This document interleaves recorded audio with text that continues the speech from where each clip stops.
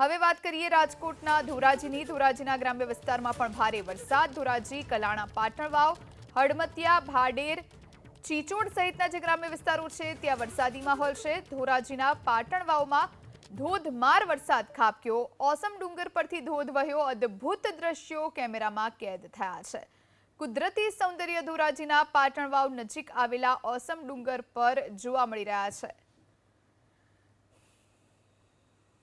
રાજકોટ જિલ્લાના ધોરાજીમાં જે રીતે આજ સવારથી છે તે ગ્રામ્ય પંથકમાં ભારે વરસાદ વરસ્યો હતો, જેને લઈને હું આપને આ સીધા દ્રશ્યો બતાવવાનો પ્રયત્ન કરી કે આપ જોઈ શકો છો કે આ પાટણ વાવ વિસ્તારમાં જે રીતે આજ સવારથી ભારે વરસાદને લઈને આ પાટણ વાવના અત્યારે નયન રમણીય દ્રશ્યો છે તે ગતિમાન થઈ રહ્યા છે। ત્યારે પાટણ વાવમાં જે આ ધોબી પાટનો આ ધોધ કહેવાય છે, આ ધોધ છે તે અત્યારે વહી રહ્યો છે, જાણે કે સંગમરમરની જેમ છે તે આ ધોધ છે તે વહી રહ્યો છે।